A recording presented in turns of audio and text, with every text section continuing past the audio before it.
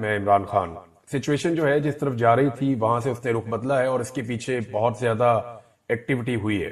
یعنی اگر آپ گزشتہ 15 سے 20 دن کا جائزہ لیں تو چیزیں جا رہی تھی مذاکرات کی طرف، چیزیں جا رہی تھی حل ہونے کی طرف. عمران خان کی رہائی کے معاملات طے ہو رہے تھے اور عمران خان صاحب کو کچھ آفرز بھی کی جا رہی تھی. اب آپ نے غور کیا ہوگا کہ عمران خان صاحب، ان کی بہنیں یا ان کی پارٹی کے باقی لوگ، وہ سارے لوگ اب کھل کر کہنا شروع ہو گئے ہیں کہ عمران خان صاحب کو آفرز کی گئی اور انہیں ڈیل آفر کی گئی. پھر عمران خان صاحب، آپ کو اس بات کا آئیڈیا پہلے سے ہو چکا ہوگا کہ وہ بھانپ لیتے ہیں وقت آنے سے پہلے کہ اب ہونے کیا جا رہا ہے. یعنی انہیں پاکستان کی سیاست کی جتنی سمجھ بوجھ ہے، اس حوالے سے انہوں نے جتنے بھی اس سے پہلے تخمینے لگائے یا جتنی بھی انہوں نے پیشن گوئیاں کی، وہ ساری درست ثابت ہوئی. ایک ایسے وقت میں عمران خان صاحب کا ایک بڑا سخت ٹویٹ آ جانا اور اس میں وزیر اعظم کو آرمی چیف کا اردلی قرار دینا، یہ اشارہ دے رہا تھا کہ معاملات اتنے ٹھیک نہیں ہیں جتنے دکھائی دے رہے ہیں. پاکستان کے میڈیا کو، پاکستان کے تجزیہ کاروں کو، پاکستان کی پولیٹیکل پارٹیز کو، ایون جو حکومت کے اندر بیٹھے ہوئے لوگ ہیں، انہیں بھی آئیڈیا نہیں تھا کہ بیک ڈور چینل پہ ہوا کیا ہے. اب میں کچھ چیزیں آپ کے سامنے رکھ دیتا ہوں کہ جتنے بھی مہرے ہیں ان سب کو اکٹھا کیا گیا ہے، جتنے بھی مہرے ہیں ان سب کو ایکٹیویٹ کیا گیا ہے اور ایک مرتبہ پھر سے پروپیگنڈا کی ایک نئی وار شروع ہونے جا رہی ہے. اب آپ بڑے سخت جملے دیکھیں گے، بڑے سخت بیانات دیکھیں گے، بہت سارے جو ہیں وہ ٹاؤٹس وہ ایکٹیو ہو جائیں گے، اسٹیبلشمنٹ کی طرف سے سخت بیانات آئیں گے. دیکھیں، ہوا یہ ہے کہ گزشتہ 3 ہفتے کے اندر پاکستان کی اسٹیبلشمنٹ نے اور حکومت نے اس بات کا اندازہ لگانے کی کوشش کی ہے کہ عمران خان صاحب کو اگر بغیر شرائط کو منوائے چھوڑ دیا گیا تو زیادہ بڑا نقصان ہوگا، یا امریکہ کی کچھ مخالفت لے لی جائے تو زیادہ بڑا نقصان ہوگا. دیکھیں، اگر پاکستان کے نقطہ نظر سے دیکھیں تو پھر پاکستان کو زیادہ نقصان تو اس بات کا ہے کہ پاکستان کے خارجی تعلقات مغربی دنیا سے خراب ہو جائیں.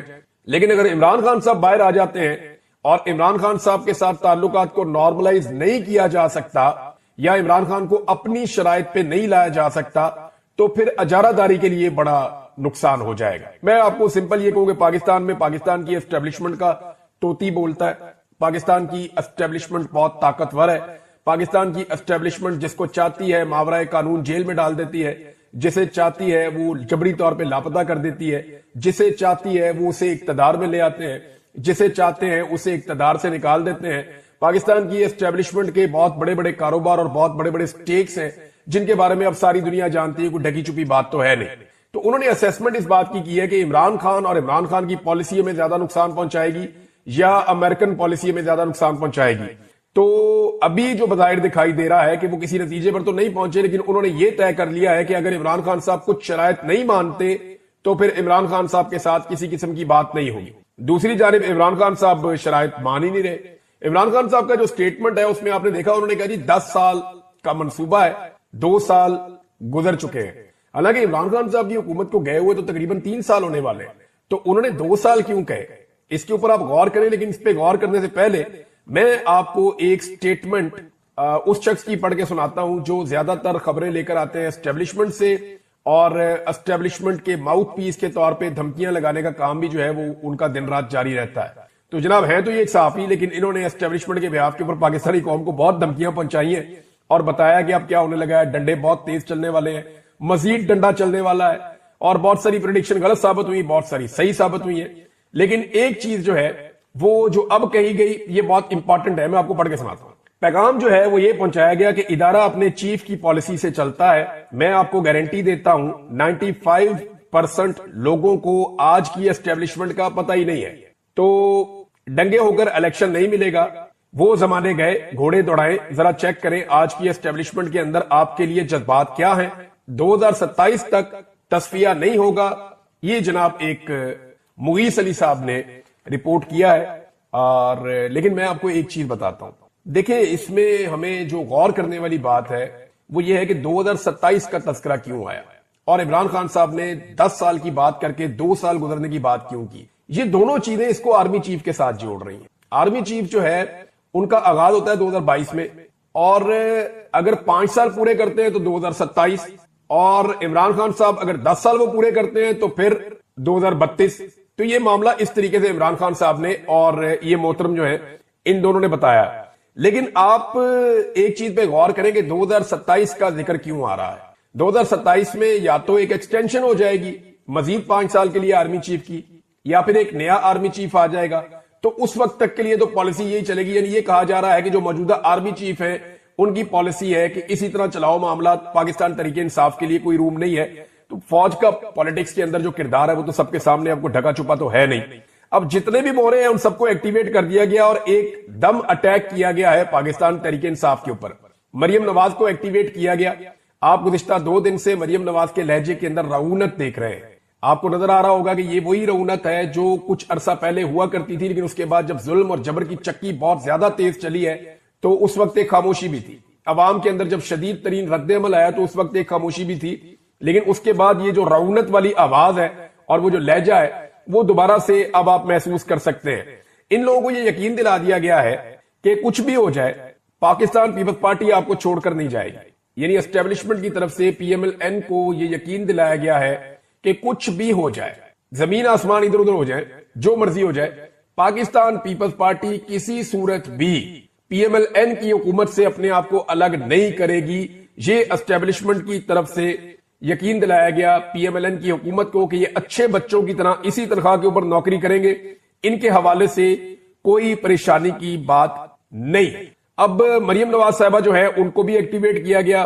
انہوں نے نکل کے تانے دینا شروع کیے, ایون جانوروں سے انہوں نے تشبیہ دی پاکستان تحریک انصاف کو, اور اگر اب ان کے اوپر جواب آئے گا تو پھر وہ عورت کارڈ کھیلیں گی. سب سے پہلے پاکستان میں عورت کارڈ نکال دیا جاتا ہے.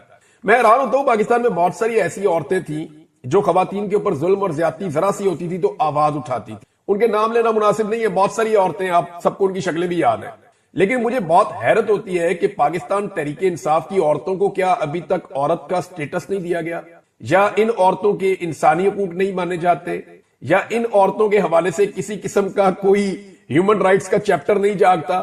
یعنی جتنی بھی پاکستان میں ہیومن رائٹس کی تنظیمیں ہیں یا جتنی بھی ہیومن رائٹس سے تعلق رکھنے والی عورتیں ہیں جنہوں نے بہت پیسہ بنایا ہیومن رائٹس کا بار بار نام لے کر, اور باہر سے بڑی انہوں نے فنڈنگ شنڈنگ لی ہوئی ہے, بڑے دورے شورے انہوں نے کھڑکائے ہوئے ہیں, پاکستان تحریک انصاف کی عورتوں کو جب جب مار پڑتی ہے تب یہ عورتیں خاموش رہتی ہیں یا سیلیبریٹ کرتی ہیں. یہ ایک بڑی عجیب چیز ہے. پاکستان کے میڈیا کے اندر بیٹھی ہوئی خواتین جو صحافی ہیں وہ بھی پی ایم ایل این کے ساتھ, اگر کسی خاتون کے ساتھ ذرا سی اونچ نیچ ہو جائے, مریم نواز کے بارے میں کوئی ایک سوال اٹھا دے تو زمین آسمان کے کلابے ملا دیے جاتے ہیں. نہ کہ وہ ٹک ٹاکر وزیر اعلیٰ جعلی سیٹ کے اوپر آ کر بیٹھی ہوئی ہے.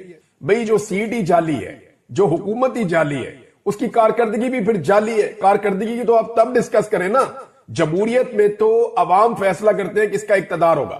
نمبر 1, کشمیر کے اندر جو کچھ بھی کیا گیا کسی طرح کر کے جمعے کے دن مذاکرات کے اندر لگائے گئے, اور یہ ایجنسیوں نے رپورٹ دے دی تھی 1 تاریخ کی رات کو کہ جناب کشمیر ہاتھ سے نکل رہا ہے, جو کچھ آپ وہاں پہ کر رہے ہیں یا جو وہاں پالیسی چل رہی ہے یہ کام نہیں کرے گی. تو پھر فوری طور پہ سیاسی قیادت کو آگے لایا گیا. جو گالم گلوچ کی جا رہی تھی, جو ٹاؤٹس چھوڑے ہوئے تھے کہ ان کو غدار کہو, ان کو برا بھلا کہو, یعنی وہاں پہ میں نے کچھ علاقوں میں چیک کیا, انہوں نے کہا جی ہمارے گھروں میں مرد ابھی باقی نہیں ہے, یہ سارے لوگ چلے گئے ہیں اور جا رہے ہیں, بڑھ رہے ہیں مظفر آباد کی طرف.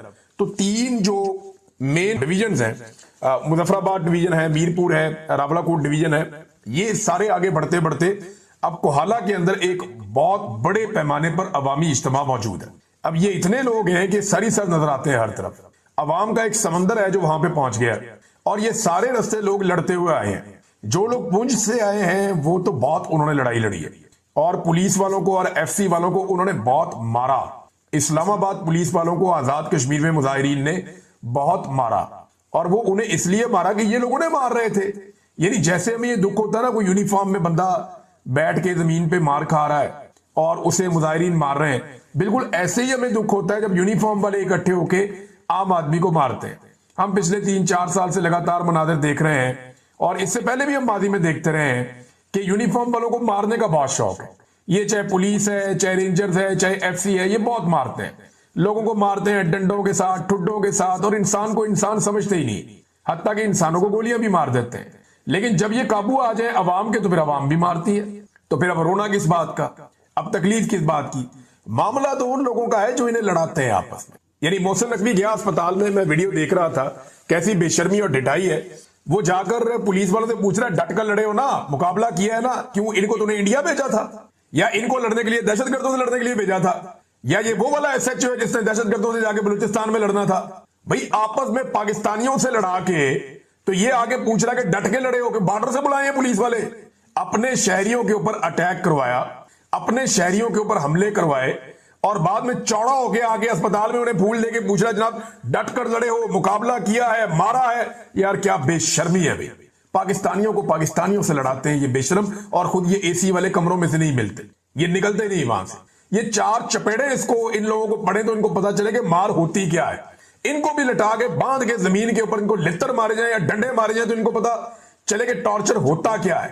یہ لوگوں کو ٹارچر کروا کے, بیمار ذہنیت کے لوگ ویڈیوز بنوا کے انجوائے کرتے ہیں کہ جناب ہمیں ٹارچر کر کے دکھاؤ, ہم دیکھنا چاہتے ہیں. اسپتال میں جا کے پوچھ رہا کیسا تم نے مارا, تم ڈٹ کر لڑے.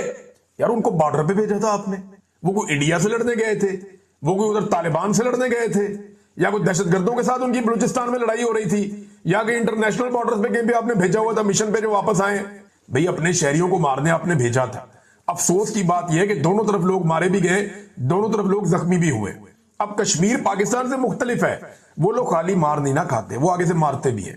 پاکستانی جو ہیں ان میں زیادہ تر لوگ خالی مار کھا لیتے ہیں, لیکن کشمیریوں کا تھوڑا سا طریقہ کار مختلف ہے, وہ واپس مارتے ہیں, اور جب وہ واپس مارتے ہیں تو پھر تکلیف بھی ہوتی ہے.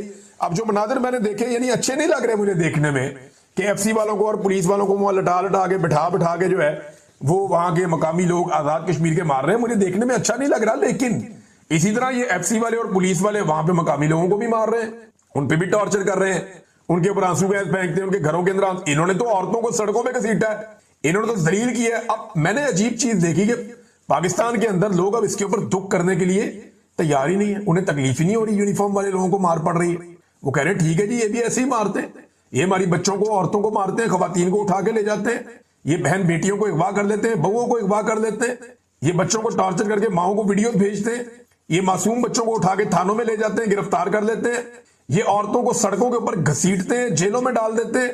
اب یہ جو کچھ انہوں نے کیا اس کے بعد اب یہ سیکورٹی فورسز کو سوچنا پڑے گا. آپ نے کبھی غور کیا ہے کہ جو سب سے بڑی سیکورٹی فورس ہے اس کو اس کام کے لیے استعمال نہیں کیا جاتا, گندا کیا جاتا ہے ہمیشہ پولیس کو.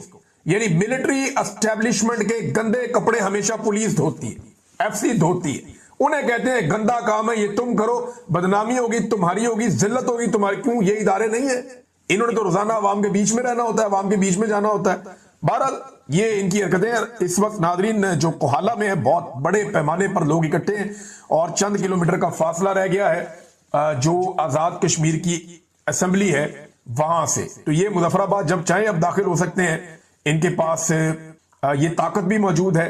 اور دوسری جانب جو ہے وہ ناکے ختم کر دیے گئے, جتنے ناکے لگائے گئے تھے, جتنا بندوبست کیا گیا تھا وہ ختم کر دیا گیا ہے. لیکن سردار عمر نذیر صاحب نے, یہ ایک رہنما ہے ون آف دیم, جو عوامی ایکشن کمیٹی کے رہنما ہیں, تو انہوں نے کہا کہ ایک طرف مذاکرات, دوسری طرف فورسز کو ارجا کے مقام پر پھر اکٹھا کیا جا رہا ہے. یاد رکھو اگر اس کے بعد کسی قسم کا ایڈونچر کیا گیا تو تمام تر حالات کی ذمہ دار حکومت پاکستان خود ہوگی. انہوں نے کیٹیگوریکلی یہ بات بتا دی. اب جناب ناکے تو ختم ہو گئے ہیں, لیکن ان بے شرموں نے اپنے مفاد کے چکر میں, اپنے اقتدار کے چکر میں, اپنی طاقت کے نشے میں آزاد کشمیر کے اندر نفرت کا ایک ایسا بیج بو دیا ہے جو فصل اب پتہ نہیں ہمیں کب کاٹنی پڑے گی. یہ بے شرمی ہو چکی ہے, یہ بے غیرتی ہو چکی ہے, اور ملٹری اسٹیبلشمنٹ نے آزاد کشمیر کے اندر نفرت کا وہ والا بیج بو دیا ہے جن کی فصل پاکستان کو کبھی نہ کبھی کاٹنی پڑے گی. اور یہ گھٹیا حرکت بھی اسی رجیم کے ذمہ ہے. صرف اپنے اقتدار کو دوام دینے کے لیے انہوں نے یہ کیا کہ اگر آزاد کشمیر کے اندر کسی طرح لوگوں نے اپنا حق چھین لیا تو پھر پاکستان کی باری ہے, پاکستانی بھی یہی کریں گے. اب مذاکرات ہو رہے ہیں, اور مذاکرات ان کو کرنے پڑنے تھے. ذرا مذاکرات کی ٹیبل دیکھیے آپ. ایک طرف بیٹھے ہیں وفاقی وزراء, سابق وزیر اعظم, سابق وزراء, موجودہ وزراء, کیسے بڑے بڑے منہ ہیں ان کے, چمکتے ہوئے 100 واٹ کے بلب کی طرح ان کے منہ چمکتے ہیں, کیونکہ انہوں نے بہترین خوراکیں کھائی ہیں, ان کے پاس بے شمار پیسہ ہے, یہ بڑی بڑی گاڑیوں میں, ہیلی کاپٹرز میں ٹریول کرتے ہیں, یہ اقتدار کے مالک ہیں, اور کرپشن کر کر کے ان لوگوں نے ملک کا بیڑا غرق کر دیا. اور دوسری طرف سامنے کون بیٹھا ہے؟ یہ بالکل چند لوگ, ایک دکاندار, ایک عام آدمی, یہ آیا مذاکرات کرنے کے لیے اپنی قوم کے بہاف کے اوپر. یہ ہے تبدیلی جو آزاد کشمیر میں آئی. پاکستانیوں کو یہ سیکھنا پڑے گا, اور اس سے سیکھ کر پاکستانیوں کو آگے بڑھنا پڑے گا. اس کے علاوہ پاکستانیوں کے پاس رستہ کوئی نہیں ہے. اب ناظرین مذاکرات ہو رہے ہیں. مذاکرات میں جو مین چیز ہے وہ وہی 12 سیٹیں, کہ جناب یہ 12 سیٹیں جو ہے نا ان کو تو فوری طور پہ آپ ختم کریں. اگر یہ 12 سیٹیں ختم نہیں ہوتی تو پھر بات آگے نہیں بڑھتی. بات آگے بڑھے گی جب آپ یہ 12 سیٹیں ختم کریں گے. اب اس میں کچھ اطلاعات آ رہی ہیں کہ کچھ چیزیں طے ہو گئی ہیں اور کچھ چیزیں طے ہو جائیں گی، لیکن یہ 12 سیٹوں پہ ہے کون، ذرا آپ کو میں بتاتا ہوں۔ یہ ناظرین ایک پشاور سے ہے وزیر خزانہ، جو آزاد کشمیر کا وزیر خزانہ ہے وہ پشاور سے ہے، عبد الماجد خان۔ پھر اس کے بعد جو ہے وزیر ٹرانسپورٹ، یہ راولپنڈی سے آیا ہوا ہے جاوید بھٹ۔ وزیر جنگلات نارووال سے آیا ہوا ہے محمد اکمل۔ وزیر خوراک گجرات سے آیا ہوا ہے محمد اکبر۔ وزیر سپورٹس ملتان سے آیا ہوا ہے محمد عاصم شریف، اور مذہبی امور کا وزیر جو ہے راولپنڈی سے لے کر گئے ہوئے ہیں محمد احمد رضا قادری۔ پھر وزیر صنعت و تجارت اٹک سے گیا ہوا ہے راجہ محمد صدیق۔ وزیر انویسٹمنٹ یہ بھی جناب اور کہیں سے گیا ہوا ہے، یہ